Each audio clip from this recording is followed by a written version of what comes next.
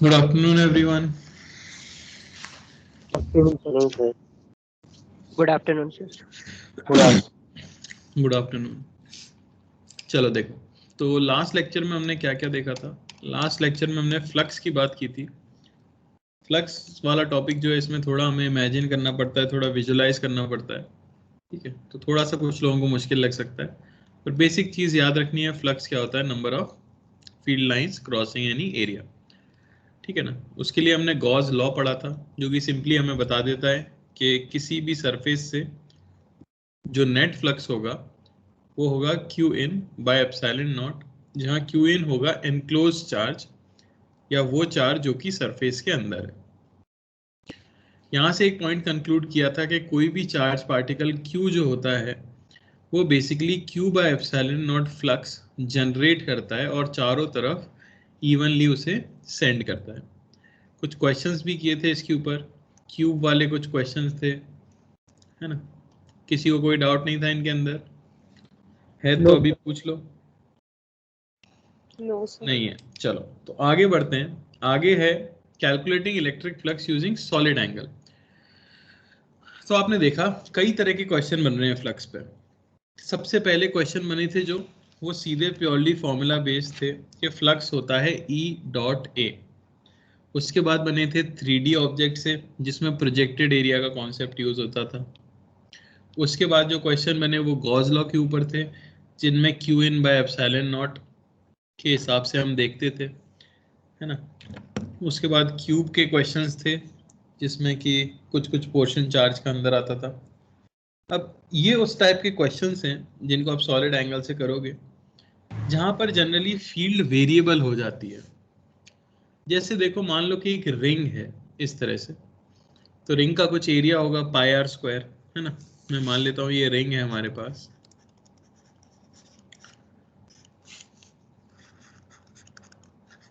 इसका कुछ एरिया है पाई आर स्क्वायर। ये जो चार्ज है Q, ये इलेक्ट्रिक फील्ड बना रहा होगा हर पॉसिबल डायरेक्शन में। तो मैं जानना चाहता हूं कि इस रिंग की सरफेस पर बेसिकली इसका जो पूरा एरिया है, उसके किसी भी पॉइंट पर क्या इलेक्ट्रिक फील्ड की वैल्यू सेम आएगी या डिफरेंट डिफरेंट आएगी? बोलो। जैसे मैं कोई पॉइंट यहां चूज कर लूं, जैसे मैं कोई पॉइंट यहां चूज कर लेता हूं अगर, ठीक है ना, मैंने ये पॉइंट चूज कर लिया रिंग की सरफेस के ऊपर, तो आप देख सकते हो इलेक्ट्रिक फील्ड इस तरह से होगी, हमेशा अवे होती है। तो इस पॉइंट पे इलेक्ट्रिक फील्ड ऐसे आएगी। ये एंगल होगा अगर थीटा, तो ये एंगल भी होगा थीटा। तो मैं जानना चाहता हूं, ऐसे ही अगर मैं ढेर सारे पॉइंट्स चूज करूं, तो क्या हर जगह इलेक्ट्रिक फील्ड का मैग्नीट्यूड सेम आएगा या डिफरेंट डिफरेंट आएगा? अरे बोलो।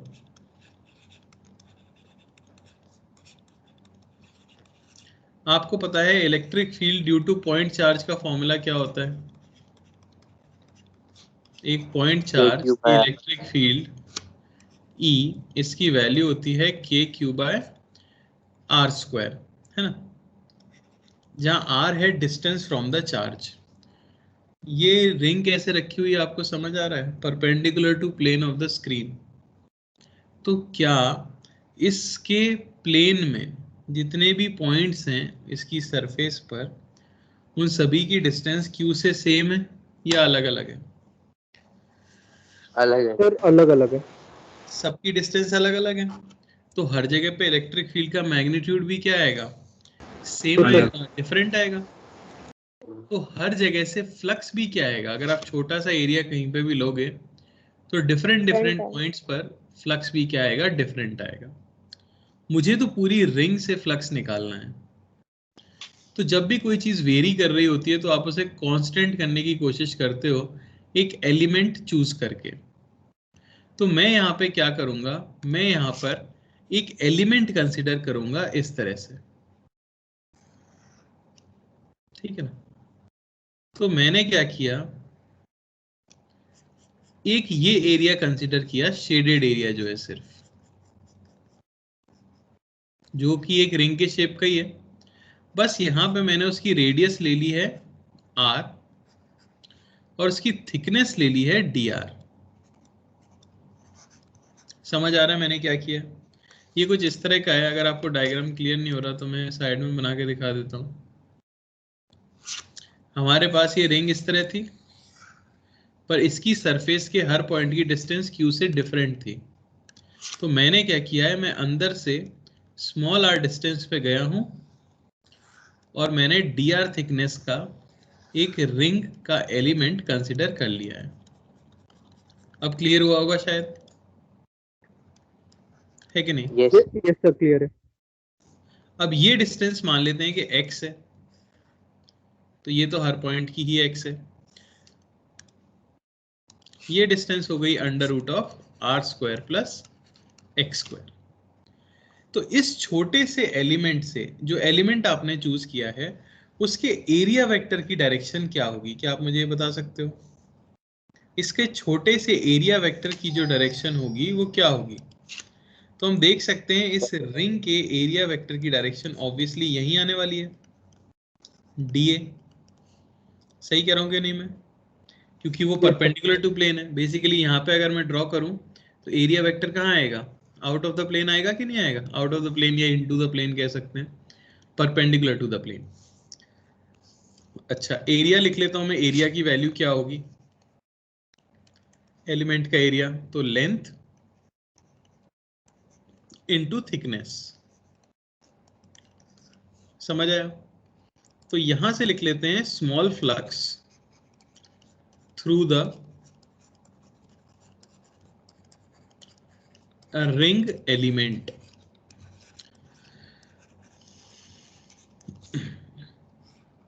मैं कह सकता हूं डी फाई, छोटा सा फ्लक्स जो होगा वो होना चाहिए डीई, या ई इस जगह पे जो भी इलेक्ट्रिक फील्ड है, ई डॉट डी ए। ई की वैल्यू अगर पुट करें तो के क्यू बाय ये डिस्टेंस है under root of are square plus x square का whole square into D A, जो कि है 2 pi R D R.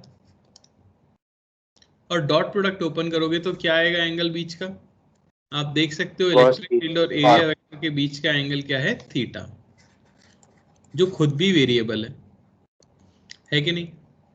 Values put कर दूं तो के q 2 pi R D R by are square plus x square into cos theta को इस ट्राइंगल से क्या लिख सकते हैं? देखो जरा, base upon hypotenuse.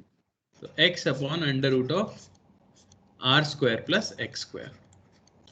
Total flux के लिए आप जानते हो हमें क्या करना है? इंटीग्रेशन ऑफ डी फाई, यानी ये आ जाएगा integration of k q 2 pi R D r x by are square plus x square की पावर 3/2। लिमिट क्या लगाऊंगा मैं? आर वेरिएबल है, स्मॉल आर आपका, तो रेडियस हम लेंगे 0 से लेके कैपिटल आर। ये हमारा डेरिवेशन खत्म हो गया है, आगे बस कैलकुलेशन है। मैं निकाल देता हूँ 2 पाई क्यू के एक्स, ये बाहर आ गया। अंदर बचा integration R D R by are square plus x square की power 3/2, 0 to R. Value put करेंगे 5, तो ये हमें मिल जाएगा कितना? 2 पाई इंटू क्यू, के की वैल्यू पुट कर दो, इंटू एक्स। यहाँ इंटीग्रेशन के लिए क्या करोगे आप?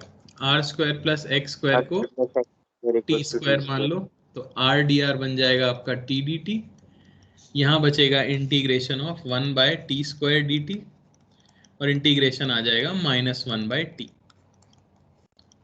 पुट कर देते हैं टी की वैल्यू, तो -1 by under root of are square plus x square from 0 to capital are.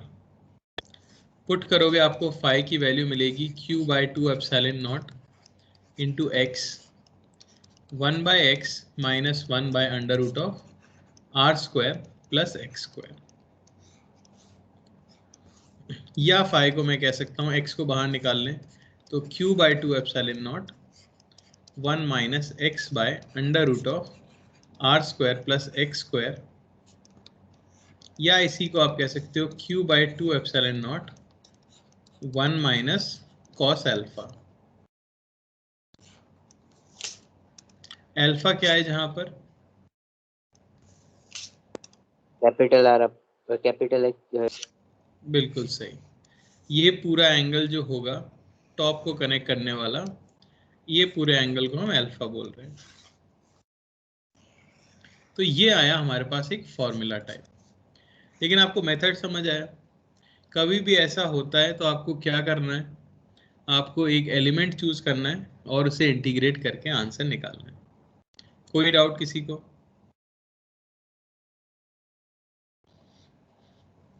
No. Clear है? यस। चलो एक क्वेश्चन मैं आपको दूंगा।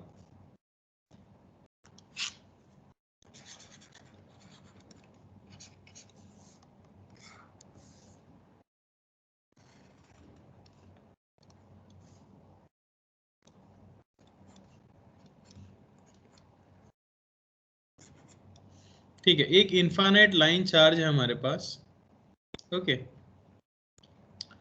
और एक हमारे पास ये प्लेट है,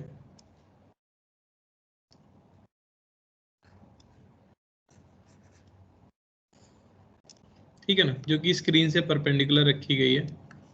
यहाँ ये लेंथ है मान लो L, और ये लेंथ है मान लेते हैं B, ठीक है। तो आपको बताना है flux due to infinite line charge through the rectangular plate.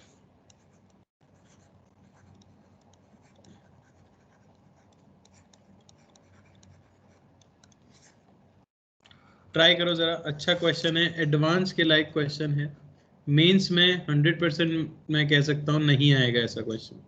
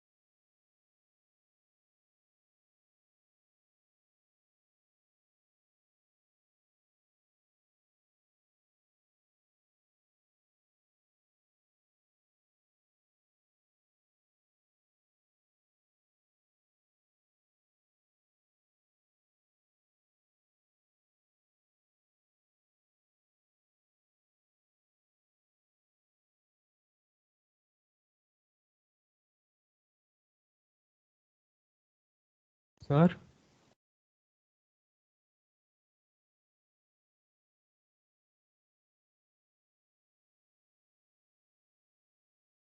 हाँ भाई बोलो। सर प्लेट और लाइन के बीच का डिस्टेंस दिया हुआ है। अच्छा देना भूल गया मैं, डी ले लो उसे।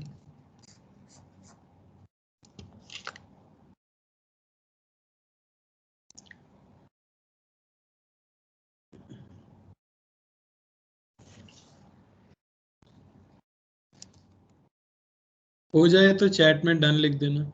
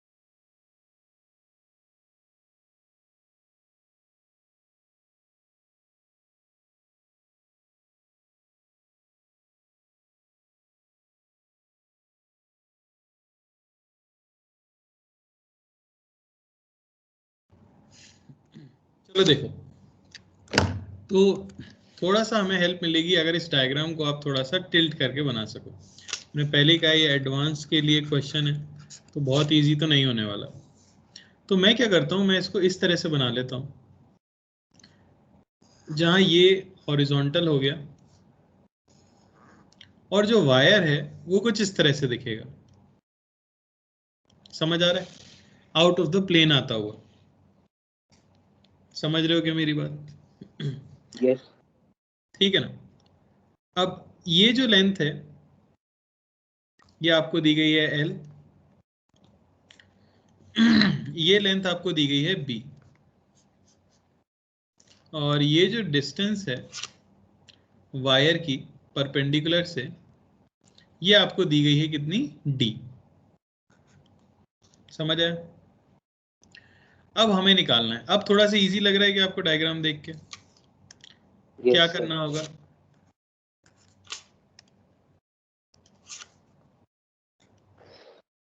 क्या करेंगे बताओ? हाँ सर एक तो बी के पैरेलल डी एल का लाइन खींचेंगे, एक एल के parallel sir b. Line charge से पैरेलल स्ट्रिप्स कट ले लेंगे बिल्कुल एलिमेंट। सही। हम ऐसे स्ट्रिप कंसिडर करेंगे।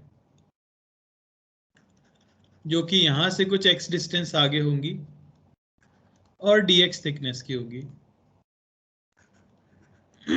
समझ आया? अब इस लाइन चार्ज की वजह से जो इलेक्ट्रिक फील्ड आएगी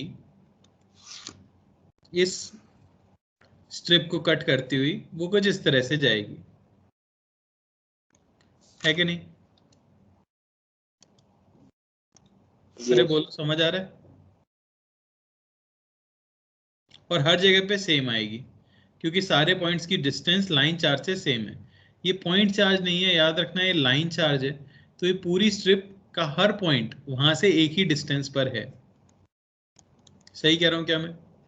अच्छा, E की वैल्यू क्या होगी? ये डिस्टेंस अगर मैं स्मॉल r बोल देता हूं तो E की वैल्यू होगी 2k lambda by small r। अरे समझ आया कि नहीं? ये एंगल मान लो कि थीटा है। आपका जो डीए वेक्टर आएगा वो कहां पर आएगा?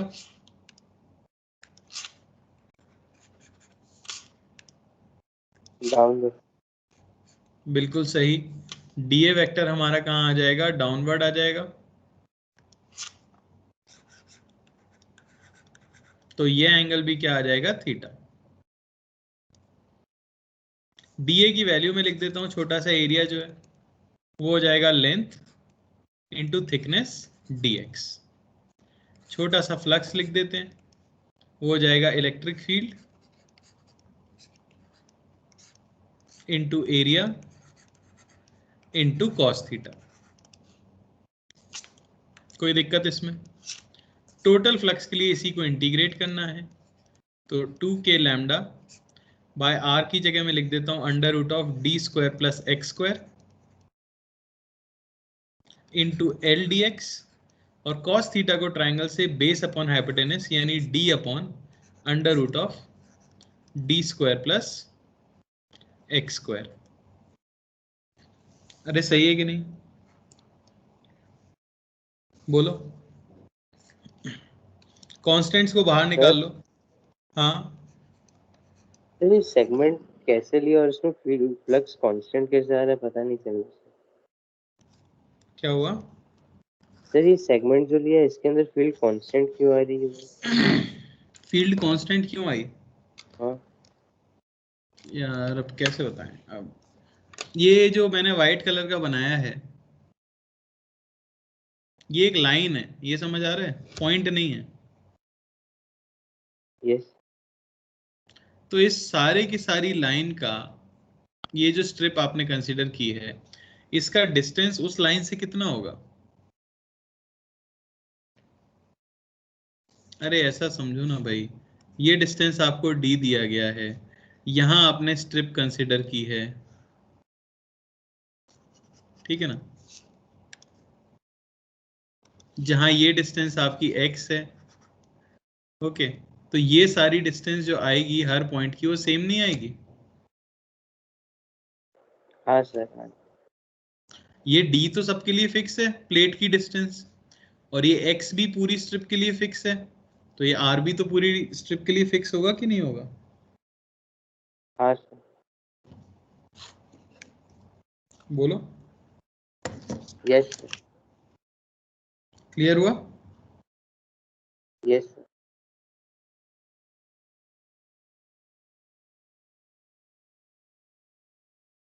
एक सेकेंड।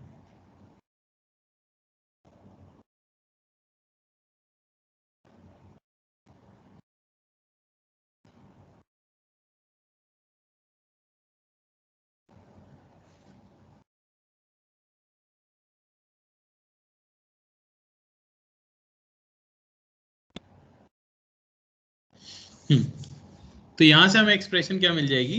ये। कोई दिक्कत इसमें? लिमिट क्या लगाओगे ये बताओ जरा। x की लिमिट लगानी है हमें। x की लिमिट हम क्या लगाएंगे? b 0 से -b to b। बिल्कुल सही, माइनस बी बाई टू से लेके b by two. Sir -b/2 से लगाएंगे ना।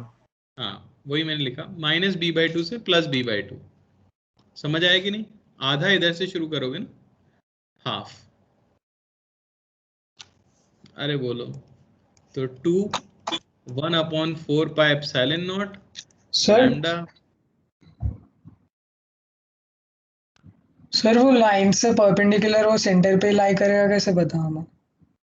b/2 लिया आपने तो।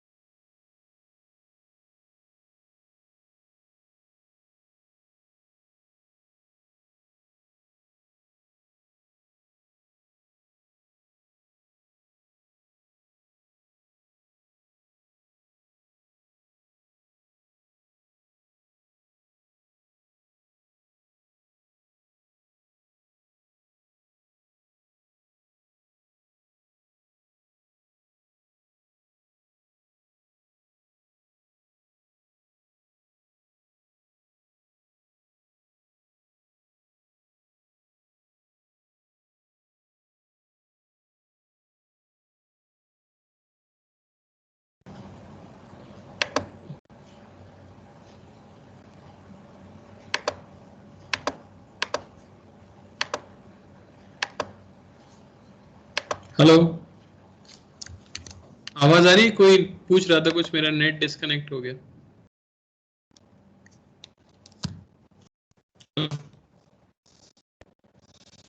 आ रही है सर। हाँ, कोई डाउट पूछ रहा था ना उस समय जब नेट डिस्कनेक्ट हो गया। बोलो।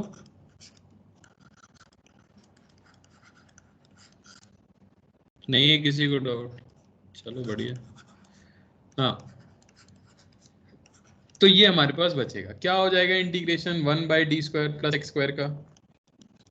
सर हाँ, सर ये डाउट था कि वो आपने सेंटर पे लाई करता है, वो परपेंडिकुलर ये कैसे कंसीडर कर रहे हैं, वो पता नहीं सर।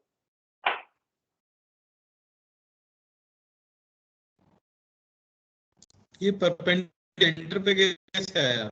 वो दिया हुआ है क्वेश्चन में, ठीक है ना। इन फ्रंट ऑफ लिखा जाएगा अगर, वरना तो फिर कैसे निकालेंगे, मेरे को लिख देना चाहिए। ठीक, ठीक है ना। Sir okay -b/2 to b/2 की हाँ, रेंज कैसे आई?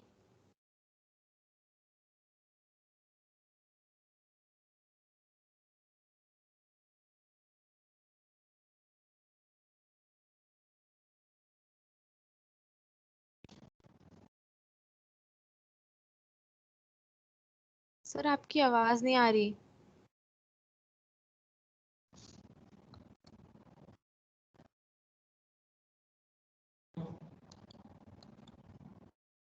-b/2 क्या कर रहे थे बेटा? सर वो इंटीग्रेशन के लिए जो रेंज थी -b/2 to b/2 वो कैसे आई? बेटा इस लाइन है, यहाँ से जाके आपने x पे जाके एलिमेंट लिया था, ये टोटल लेंथ b है, तो ये लेंथ पीछे b/2 है, ये लेंथ आगे b/2 है, तो x की लिमिट आप क्या लगाओगे? पहली स्ट्रिप जो आपने ली होगी वो पीछे ली होगी, हाँ हो गया तो क्योंकि इस डायरेक्शन में x हमने नापना शुरू किया था। क्या समझ? यस सर हो गया। ओके, तो अब आ जाएगा बस integration of 1/d² plus x square, जो क्या हो जाता है हमारे पास 1/d tan inverse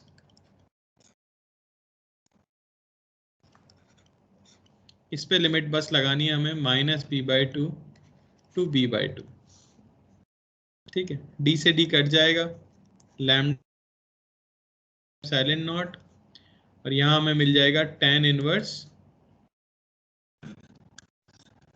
minus tan inverse -b/2d। Sir tan inverse अरे कोई डाउट किसी को? सर tan इनवर्स वाला देंगे सर। फॉर्मूला है बेटा, याद रखना, बेसिक मैथ्स 11th में पढ़ाया गया होगा। अगर अभी जब होगा तो आप याद करा दिया जाएगा। स्क्वायर ये हो जाता है 1/a tan इनवर्स x/a। क्या हुआ? सर इसे हम एक और मेथड से सॉल्व कर सकते थे ना?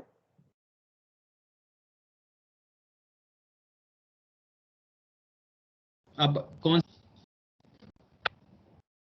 सर जो पॉइंट है सर, एक बार फिगर में ले जाएंगे एक बार। हाँ बोलो। सर उसमें हम एक्स डिस्टेंस पे dx की एक स्ट्रिप लेने के बाद अगर हम इलेक्ट्रिक फील्ड की डायरेक्शन देखेंगे तो वो फॉर्मूला था ना, इलेक्ट्रिक फील्ड इनटू एरिया करके, फ्लक्स का जो फॉर्मूला था, उसे हम इंटीग्रेट करेंगे तो भी हो जाएगा। ये एरिया है, वही तो है ये वही तो किया है मैंने d5 लिखा e into cos theta e dot A, वही तो लिखा है उसी को। ठीक है ना? Yes sir.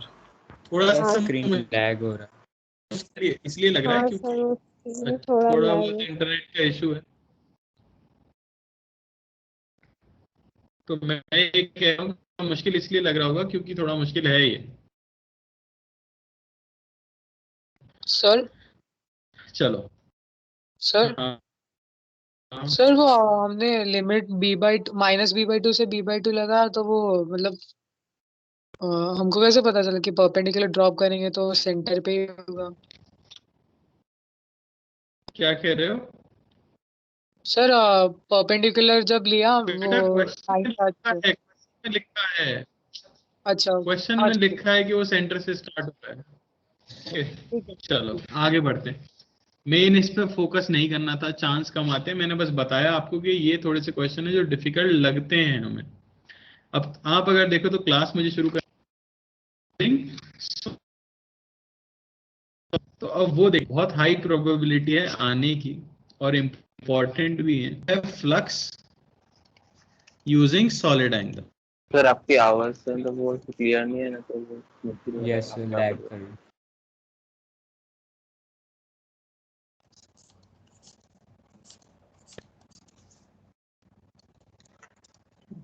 देखता हूँ एक बार नेट चेंज करके।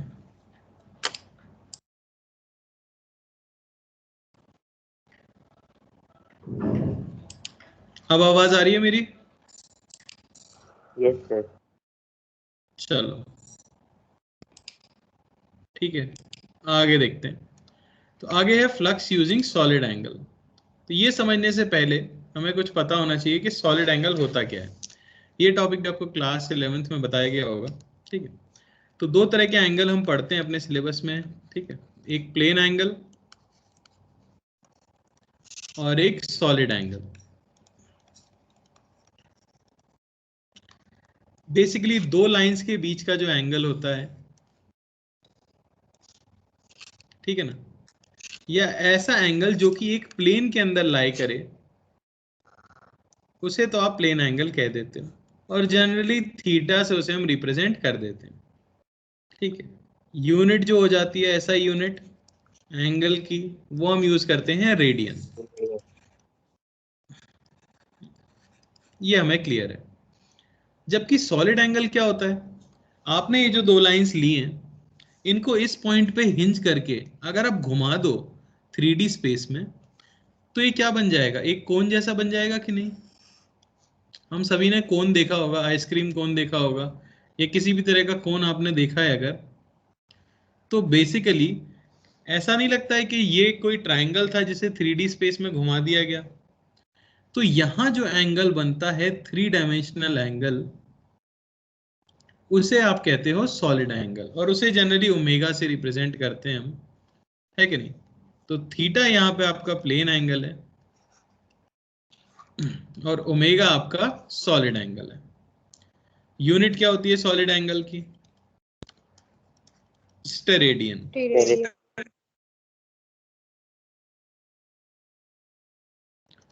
ठीक है ना।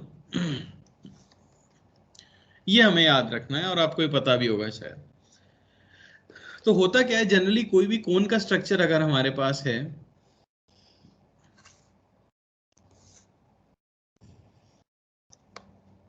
जैसे कि ये, तो कोन के लिए एक टर्म और जो है काफी फेमस है, जो आपने पढ़ी होगी पहले भी, वो है ये आधा एंगल। क्या कहते हैं इसे, half angle of the cone. Theta अगर है half angle of the cone, ठीक है ना, तो सॉलिड एंगल और इस थीटा के बीच में एक रिलेशन होती है। अब वो रिलेशन कहाँ से आती है मैं उसमें नहीं जाने वाला, क्योंकि वो मैथ्स है, हमें उसकी जरूरत नहीं है। पर हाँ, कुछ कुछ चीजें हमें पता होनी चाहिए। जैसे एंगल आप कैसे डिफाइन करते हो, तो एंगल सिंपली हो जाता है, जैसे ये होता है रेडियस आर, है ना, तो हम एंगल को डिफाइन कर देते आर्क लेंथ अपॉन रेडियस, है कि नहीं। सिमिलरली यहां पे कोई एरिया होता है अगर ए, तो स्टेरेडियन को हम डिफाइन करते हैं एरिया जो कि ये एंगल सबटेंड कर रहा है बाय रेडियस का स्क्वायर। फॉर्मूला याद है क्लास 11 से, ठीक है ना, बेसिक मैथ्स में हमने देखा था। तो यहाँ जो रिलेशन है वो आपको याद रखनी है, जो हमारे काम आएगी, जो है relation between solid angle and half angle.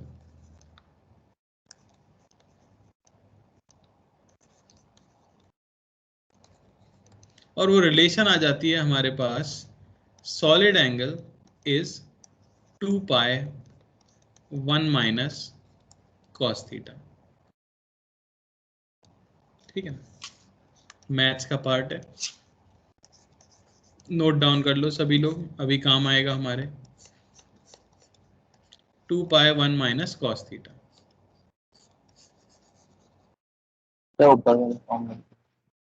क्या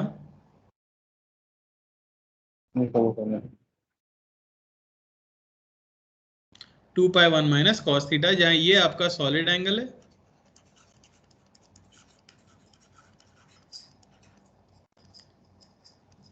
और ये आपका हाफ एंगल है।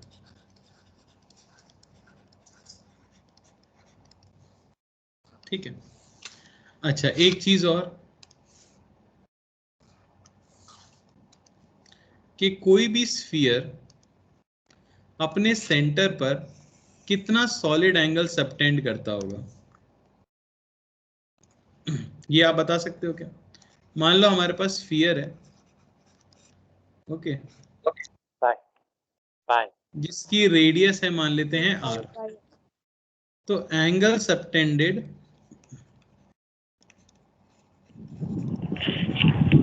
Bye sphere at its centre solid angle कितना आएगा, बता सकते हो आप। पाई पाई पाई तो सही नहीं है, मैंने अभी आपको डेफिनेशन भी बताई। आप मुझे बता दो कि कितना सरफेस एरिया सेंटर पे एंगल सबटेंड कर रहा होगा, कितना एरिया है पूरे स्फीयर का? 4 pi R square. 4 pi R square और अपॉन आर स्क्वायर, तो आंसर आता है 4 पाई स्टेरेडियन। याद है, याद रखना, मतलब solid angle subtended by the sphere at its center is 4 pi steradian. इसी का यूज करते हुए हम फ्लक्स निकालेंगे, तो इसे याद रखना। पूरा स्फीयर अपने सेंटर पर जो सॉलिड एंगल सबटेंड करता है उसकी वैल्यू होती है 4 पाई स्टेरेडियन।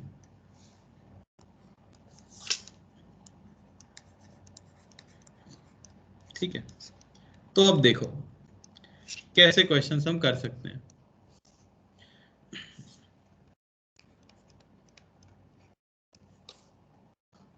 आपको हेमिस्फीयर वाला क्वेश्चन याद है? जो हेमिस्फीयर वाला क्वेश्चन हमने किया था जिसके सेंटर पे चार्ज रख दिया था, और मैंने आपसे पूछा था कि कितना फ्लक्स उससे पास कर रहा है। यस तो सर। सॉल्व करने के लिए आपने इमेजिन किया था कि मान लो नीचे भी होता तो टोटल इतना होता, आधा है तो हाफ होगा, या आपने इमेजिन किया कि जितना फील्ड लाइंस ऊपर जाएंगी उतनी फील्ड लाइंस नीचे जाएंगी तो हाफ होगा। अगर आपको ये सब नहीं सोचना तो आप डायरेक्टली क्या लिख सकते हो कि भाई सॉलिड एंगल सबटेंडेड जो होगा वो कितना होगा? अरे बोलो। पूरा स्फीयर 4 पाई करता है तो आधा स्फीयर 2 पाई करेगा। तो 4 पाई स्टेरेडियन के करस्पॉन्डिंग फ्लक्स होता है Q बाय एप्सिलॉन नॉट, तो 2 पाई स्टेरेडियन के करस्पॉन्डिंग फ्लक्स होगा Q बाय 2 एप्सिलॉन नॉट। अरे सही है कि नहीं? है ना? यस। तो देखो flux due two point charge using solid angle.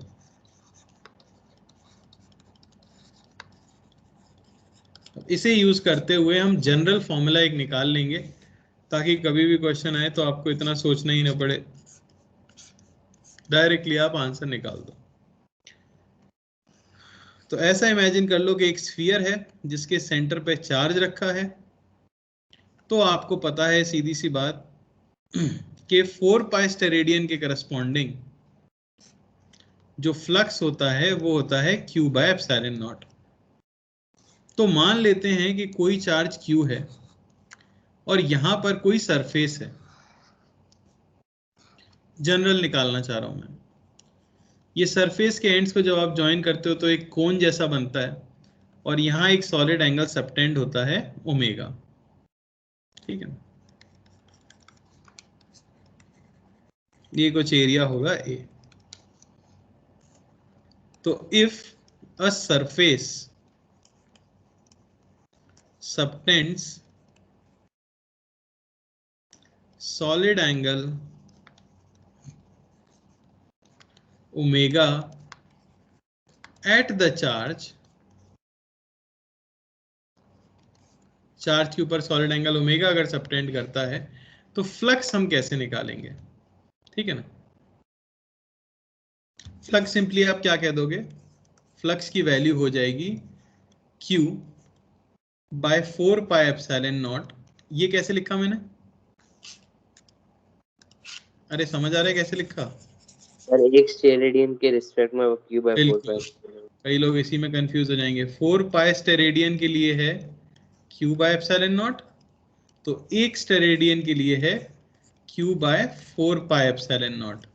तो ओमेगा स्टेरेडियन के करस्पॉन्डिंग है Q by 4 pi epsilon naught into omega.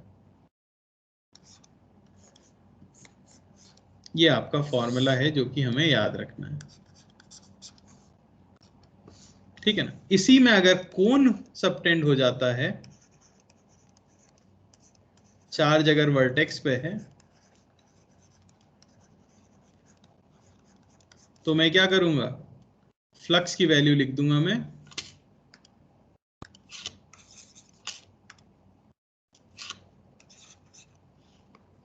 Flux की वैल्यू आप लिख सकते हो Q by 4 pi epsilon naught into omega को लिख देंगे 2 पाई 1 माइनस कॉस थीटा।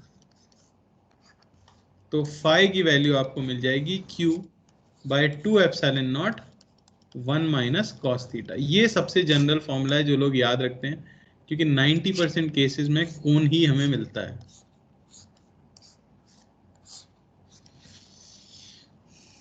समझ आया? यस। नोट डाउन कर लिया सबने?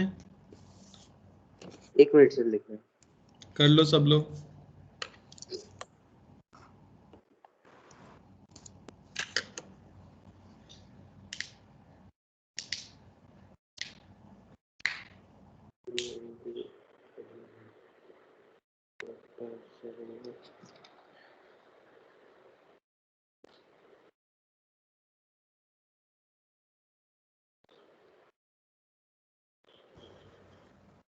हो गया सर।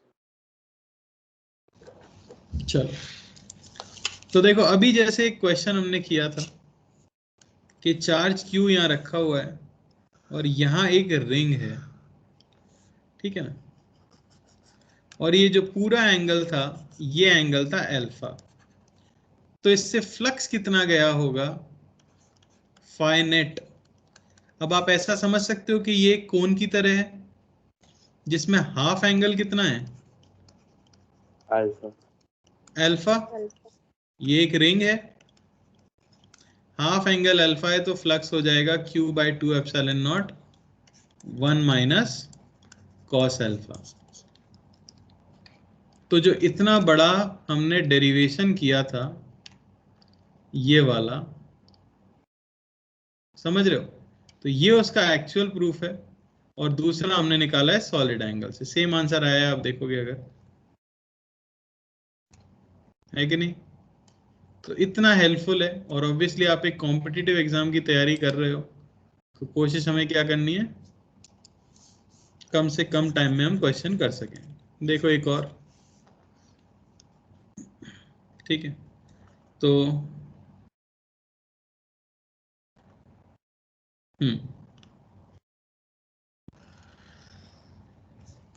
ये एक स्फीयर का पोर्शन है, कॉन्टैक्ट लेंस की तरह। यहां एक चार्ज Q रखा गया है, ये ओवरऑल डिस्टेंस को मैं ले लेता हूं 4r, ओके, और ये जो डिस्टेंस है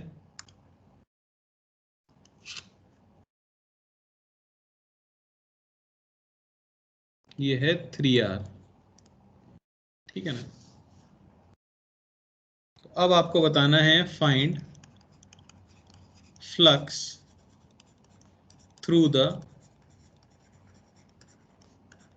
कर्व्ड सरफेस।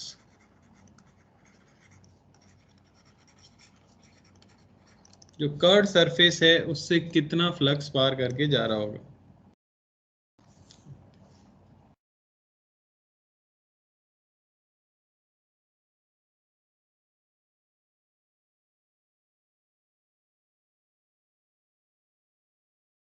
एक सेकेंड रुकना जरा, इसे 5r ले लो,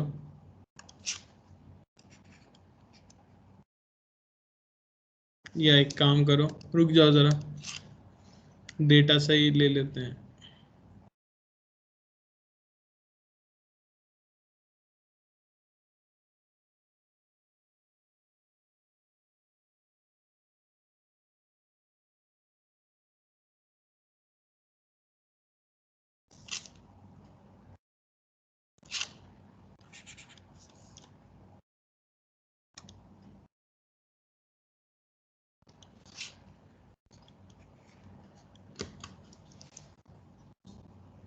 ठीक है, और ये सेंटर है, okay.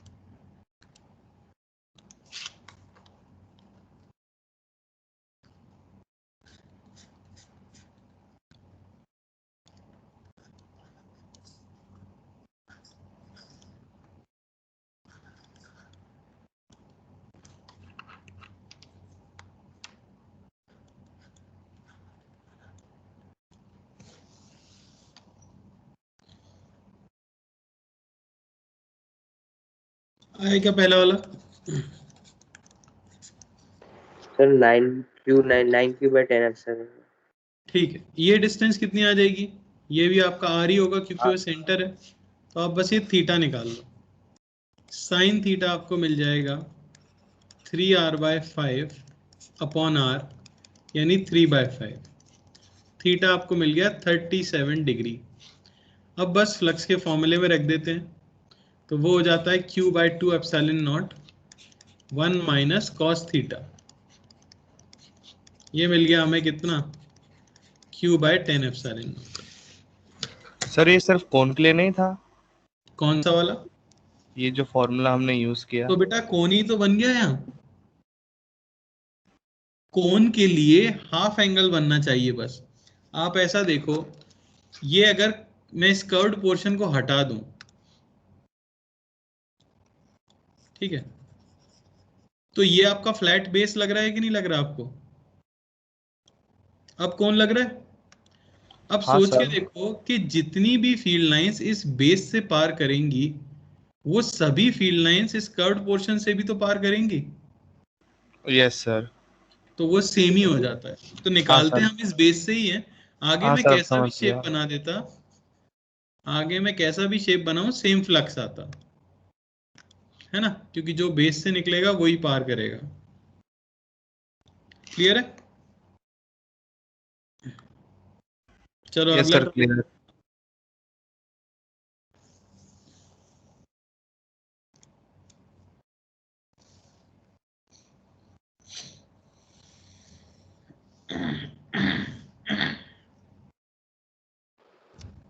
Sir Q/4 epsilon not. बढ़िया, फॉर्मूले में पुट करना है बस आपको। फ्लक्स हो जाएगा Q/2 epsilon naught 1 minus cos 60 degree, आपका हाफ एंगल है, ये आ जाएगा Q/4 एप्सिलॉन नॉट।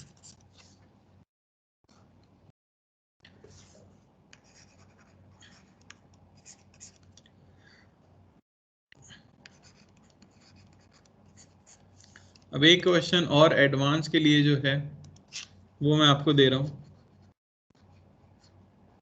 काफी अच्छा क्वेश्चन है, अगर आप लॉजिक से करते हो तो, सोच पाते हो तो, ठीक है। तो एक चार्ज यहां रखा गया है Q1, एक चार्ज यहां रखा गया है Q2। Q1 की वैल्यू है प्लस 10 माइक्रोकूलम। ओके, एक फील्ड लाइन Q1 से ओरिजिनेट होती है और जाके Q2 पे टर्मिनेट होती है, इस तरह से,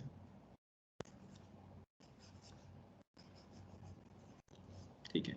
ये 37 डिग्री पे ओरिजिनेट होती है और 53 डिग्री पे जाके टर्मिनेट होती है। तो आपको बताना है find the magnitude of charge on Q2 and it's nature. Nature तो सब बता पा रहे होंगे, पॉजिटिव है या नेगेटिव है Q2? Q2 नेगेटिव है। नेगेटिव है क्योंकि फील्ड लाइंस उस पर जाके टर्मिनेट हो रही हैं। मैग्नीट्यूड बताना मेन चीज है, तो सोच समझ के करना जरा, क्या लॉजिक है इसके पीछे। 2-3 मिनट का टाइम दे रहा हूं मैं आपको, आंसर आ जाए तो भी बोलो मत, सबको सोचने दो।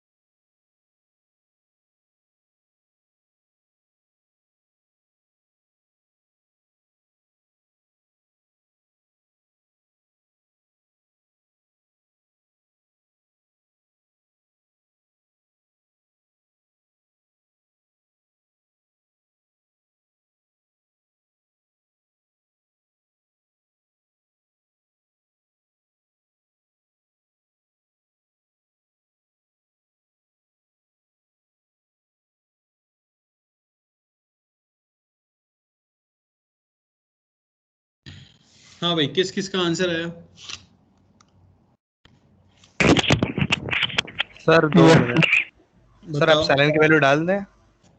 नहीं नहीं, ऐसे ही बस एप्सिलॉन नॉट के टर्म्स। वे चार्ज बताना है वैसे तो, एप्सिलॉन नॉट तो आएगा ही नहीं उसमें। क्या है आंसर, क्या है ये बोलो। 5 माइक्रोकूलम। 5 किसका आ रहा है भाई? 5 भागीरथ। बढ़िया। और कोई? बहुत अच्छी बात है बेटा, अगर हो गया तो बहुत अच्छी बात है। अब देखो, समझो मेरी बात। क्यों है ये क्वेश्चन अच्छा? क्योंकि इसमें उन चीजों का इस्तेमाल होता है जिन्हें जनरली हम भूल जाते हैं। तो ये आपके दो चार्जेस हैं। सबसे पहली बात तो फील्ड लाइन भाई ओरिजिनेट हुई है Q1 से, टर्मिनेट हुई है Q2 पे। तो ये तो क्लियर है कि Q1 पॉजिटिव है और Q2 जो है वो नेगेटिव है। ठीक है, तो पहली चीज तो मैं यही लिख देता हूँ, field lines terminate on Q2, so it is negative। अच्छा, अब मुझे एक बात बताओ, क्या जितनी भी फील्ड लाइंस Q1 से निकलेंगी वो सभी जाके Q2 पे गिर जाएंगी?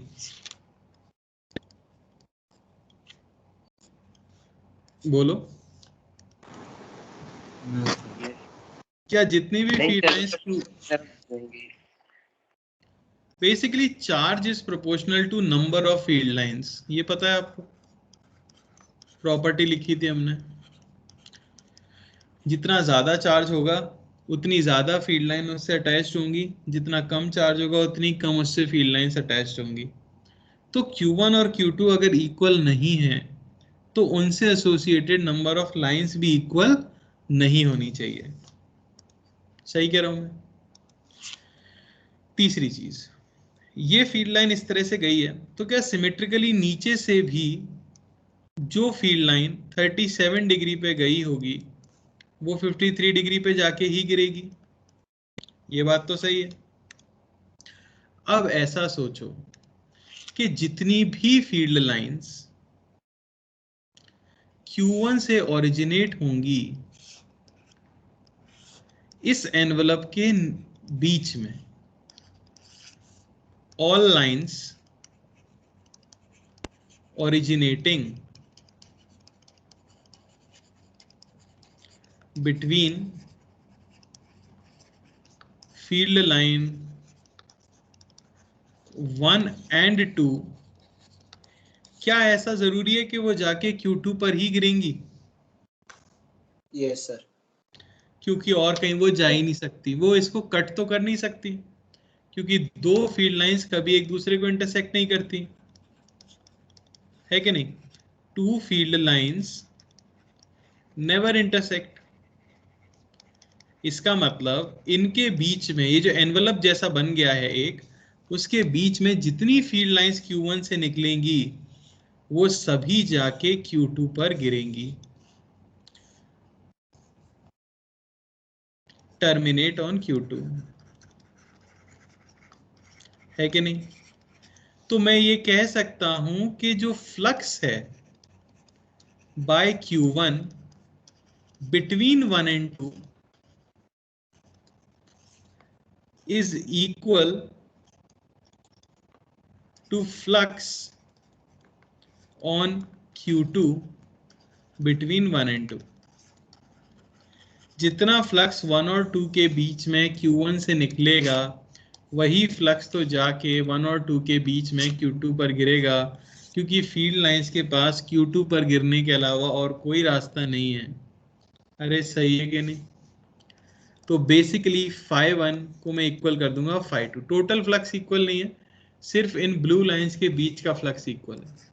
तो Q1/2 epsilon not, Q1/2 epsilon naught 1 minus cos 37, ये होना चाहिए Q2/2 epsilon naught 1 minus cos 53। Put करोगे यहाँ आ जाएगा 10 माइक्रोकूलम इंटू 1 माइनस 4/5 ये इक्वल होना चाहिए Q2 1 माइनस 3/5। Q2 की वैल्यू आपको मिल जाती है 5 माइक्रो कूलम, क्योंकि हम पहले ही निकाल चुके हैं वो नेगेटिव है, तो -5 माइक्रो कूलम। समझ आई क्या बात? बोलो भाई, है ना अच्छा क्वेश्चन? कंसेप्चुअल है, सॉलिड एंगल का यूज हो रहा है और प्रॉपर्टीज का भी यूज हो रहा है। ठीक है, तो इसे मुश्किल क्वेश्चंस की श्रेणी में रखा जाएगा। बहुत सारे लोगों को जनरली पता ही नहीं होता कि ये सॉलिड एंगल का क्वेश्चन होगा फ्लक्स से रिलेटेड। कोई डाउट किसी को?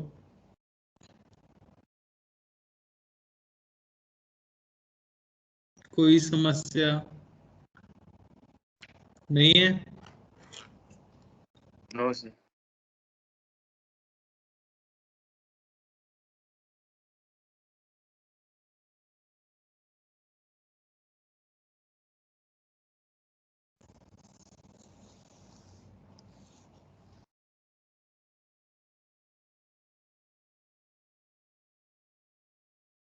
चलो,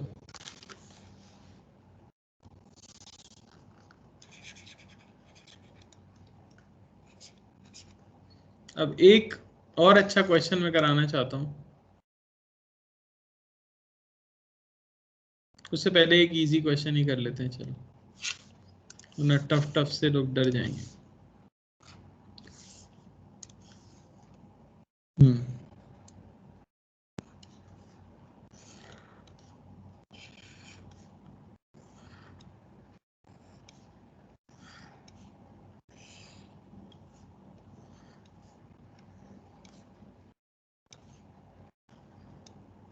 ठीक है, तो ये एक क्यूब है, इसके अंदर a line charge of lambda is equal to Q पर unit length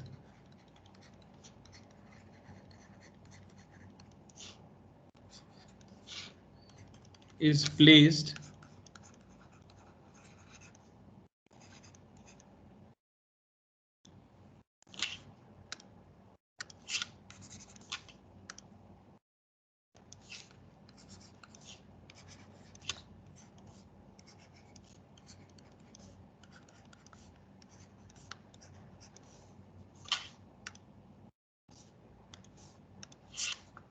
along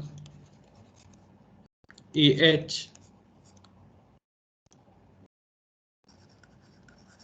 and another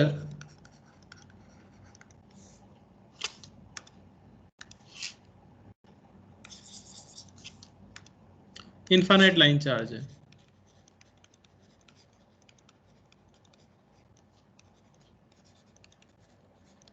and another of lambda is equal to minus Q by 3 per unit length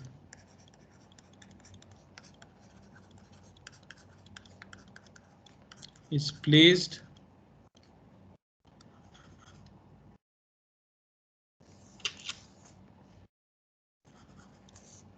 इसे lambda 2 बोल दो, as shown.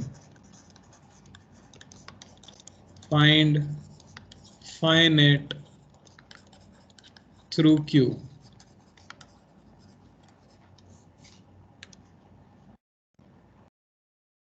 ठीक है, तो दूसरा वाला जो है उसको हमने फेस से रखा है, ठीक है ना, फेस कट करते हुए इस तरह से।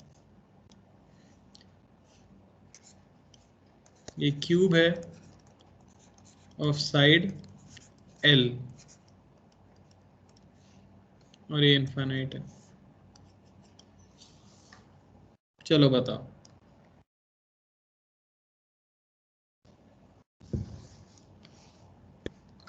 दोनों फेस के सेंटर से पास होता हुआ जा रहा है वो ग्रीन वायर जो है,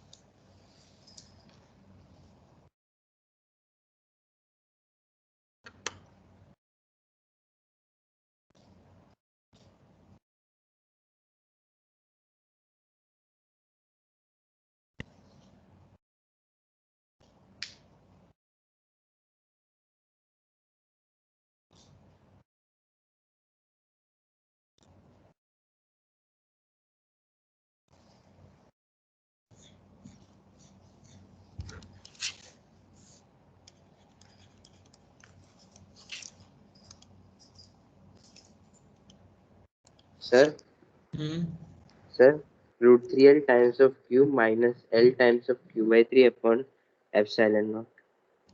बढ़िया। तो नेट चार्ज आपको लिखना है, तो नेट चार्ज अंदर कितना होगा, ग्रीन वाले के लिए लिख देंगे λ2 इंटू कितनी लेंथ अंदर है, तो सिर्फ L लेंथ ही तो अंदर है, अरे L ही तो सर होगा AH तो अपने बेटा, इसका बोल रहा हूँ मैं, ग्रीन वाली लाइन का L Okay, लेंथ sir. अंदर है plus λ1 Yes. Into body diagonal की लेंथ, AH जो है बॉडी √3 है. डायगोनल है L√3 बाय एप्सिलॉन नॉट, है ना। तो ये हो जाएगा हमारे पास QL√3 minus Q/3 into L by epsilon naught. बहुत सिंपल क्वेश्चन, ऐसे क्वेश्चन मेंस वगैरह के लिए होते हैं, कोई दिक्कत इसमें? No sir. चलो आखिरी question, an infinite line charge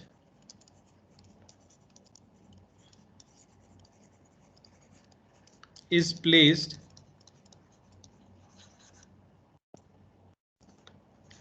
at the axis of an infinite cylinder.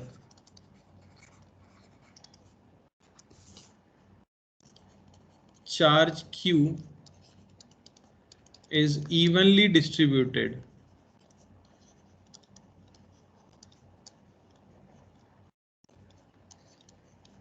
on the line.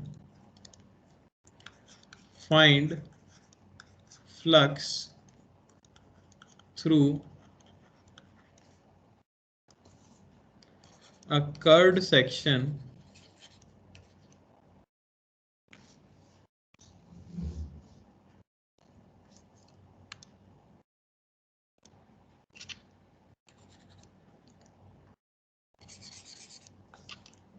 through a plate placed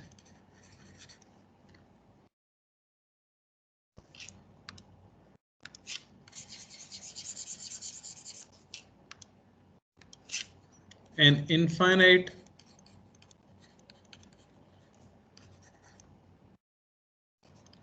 long strip placed at a distance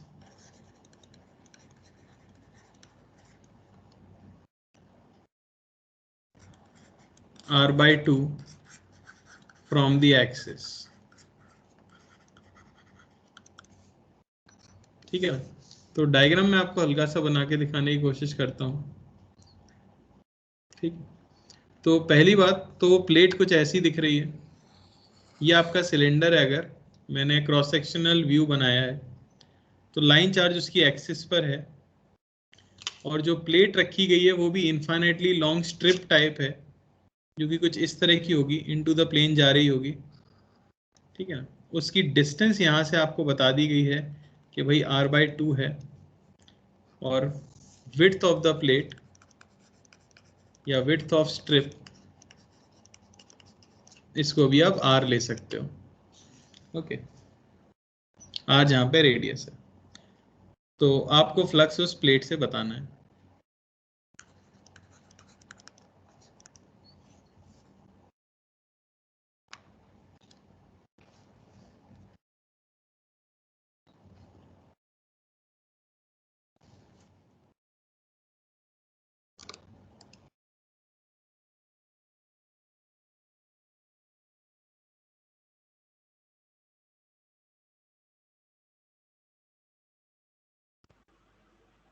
sir cylinder की हाइट के भी बीच में से जा रही है ना? बेटा सिलेंडर के अंदर ऐसे रखी हुई है, समझ रहे हो ना, इनटू द प्लेन ही जा रही है ये स्ट्रिप। जैसे मान लो आपने कभी कोई सिलेंडर देखा हो, उसके अंदर कोई प्लेट जैसी फंसा दी जाए लंबी लेंथ के अलोंग, है ना, इनटू द प्लेन जा रही है, ये विड्थ r दी गई है आपको।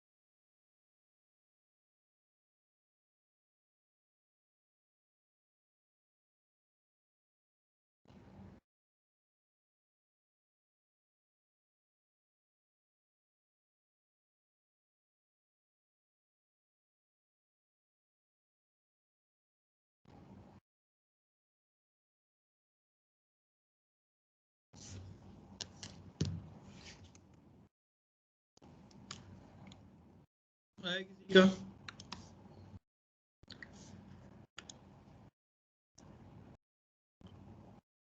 हो सकता है ये थोड़ा सा कंफ्यूज करे आपको। सबसे पहले तो ये एंगल निकाल लिया होगा सबने, tan theta r/2 bye r/2 1।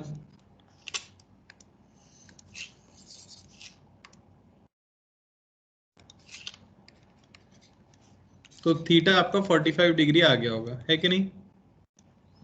अब कुछ लोगों का मन करेगा कि वो सॉलिड एंगल वाले फॉर्मूले में पुट कर दें।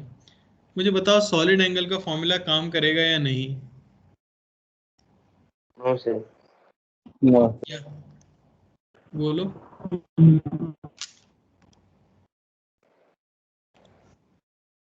तो यहाँ सॉलिड एंगल काम नहीं करेगा। क्यों? क्योंकि ऐसी कुछ सिचुएशन है, ठीक है, पूरा वायर पूरे सिलेंडर के अंदर है, तो उससे जो फील्ड लाइंस बन रही होंगी वो कुछ इस तरह की बन रही होंगी, कट करके बाहर जाती हुई। तो आप ऐसा सोचो कि जो नेट फ्लक्स होगा, क्या आप उसकी वैल्यू बता सकते हो सिलेंडर से? अरे यार प्लीज, इतना आसान सी बात है, ये कैसे नहीं बता सकते? टोटल चार्ज आपको दिया गया है, लाइन चार्ज के ऊपर है Q, क्यू बाय तो सिलेंडर से टोटल फ्लक्स होगा Q बाय एप्सिलॉन नॉट, क्योंकि Q चार्ज अंदर है। अब क्या ये चारों तरफ इवनली डिस्ट्रीब्यूटेड है फ्लक्स? हाँ। तो कितने एंगल का आपको फ्लक्स चाहिए? आप ऐसा देख सकते हो कि 360 डिग्री में टोटल फ्लक्स गया होगा Q बाय एप्सिलॉन नॉट। तो यहां का जो टोटल एंगल सबटेंडेड है, एंगल बाय प्लेट, ये वही तो एंगल है जो इतना कर्व्ड पोर्शन सबटेंड कर रहा है, ये वाला नीचे वाला। अरे है कि नहीं?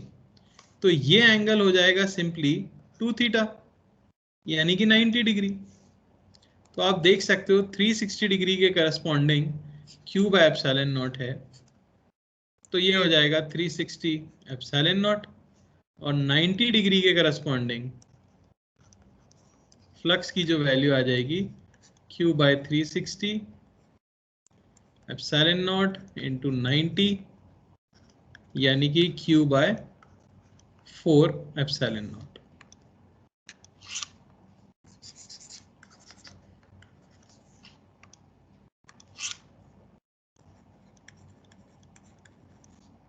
अरे बोलो भाई। तो कुछ भी करके थोड़ी सी फील लाके मैंने यहाँ पे यूनिटरी मेथड यूज करने की कोशिश की। मैंने समझा कि फ्लक्स जो है वो चारों तरफ वायर के इवनली डिस्ट्रीब्यूटेड है, एक ही तरीके से क्रॉस करके जा रहा है। तो अगर मैं सिर्फ इतने सिलेंडर से जितना फ्लक्स निकल रहा है वो पता कर लूँ, तो वही फ्लक्स होगा जो कि प्लेट से पार कर रहा होगा। क्लियर हुआ? यस। बस, तो ये थे हमारे फ्लक्स के क्वेश्चंस, है ना। नेक्स्ट क्लास में हम इलेक्ट्रिक फील्ड कैसे निकालते हैं गॉस लॉ से, जो कि एप्लीकेशन ऑफ गॉस लॉ है और हद से ज़्यादा इम्पोर्टेंट है, उसी के लिए हमने ये सब पढ़ा है, वो डिस्कस करेंगे, ठीक है। पर उससे पहले कुछ 15 से 20 मिनट में होमवर्क भी डिस्कस करूंगा, है ना। तो ये करके ही आना सभी लोग। जो लोग नहीं करके आएंगे वो प्लीज़ क्लास में मत आना, क्योंकि मैं आपसे पूछूंगा कि आपने क्या अटेम्प्ट किया क्वेश्चन में, ठीक है ना। आपका सही हो, आपका गलत हो, आपको डाउट हो, डाउट ना हो, अटेम्प्टेड होना चाहिए। थर्सडे 29 अप्रैल के लिए जितना डिस्कस हो पाएगा, पहले हम कुछ देर डिस्कस करेंगे, मैक्सिमम आधा घंटा डिस्कशन होगा, और फिर हम आगे पढ़ने लगेंगे। HC वर्मा से आपको सॉल्व करना है, ठीक है ना। पेज नंबर 119, इसमें ऑब्जेक्टिव 1 में क्वेश्चन 1 टू क्वेश्चन 6, ऑब्जेक्टिव 2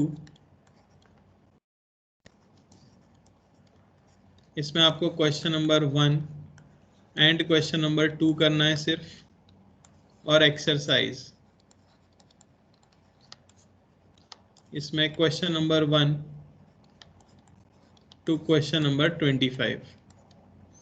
ठीक है, टॉपिक का नाम है इलेक्ट्रिक फील्ड एंड पोटेंशियल।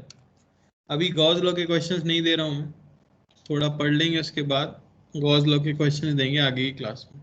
ये होमवर्क मैं ग्रुप में भी डाल दूंगा, ध्यान से करना सर। हाँ बोलो सर। ये प्रीवियस क्वेश्चन में हम लैम्डा एल को rho into curved surface of cylinder के बराबर करके भी सॉल्व कर सकते थे ना? किसको? लैम्डा इनटू एल को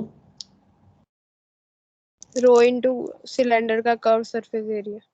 रो क्या बेटा? रो क्या है?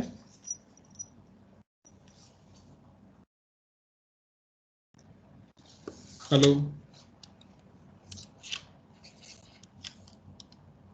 नहीं सर वो गलत हो गया है। नहीं इसमें सिलेंडर पे तो चार्ज है ही नहीं ना, चार्ज तो वायर हाँ के सर इसीलिए। हाँ, वरना आपका बात सही है। ठीक है चलो सर होमवर्क एक बार दिखा देंगे? बेटा मैं ग्रुप में डाल दूंगा, बाकी ये पीडीएफ भी मैं ग्रुप में डाल दूंगा। ठीक है ओके सर, नोटेड। ठीक है, चलो फिर नेक्स्ट क्लास में आगे कंटिन्यू करते हैं। Bye everyone, thank you. Thank you sir. Thank you sir.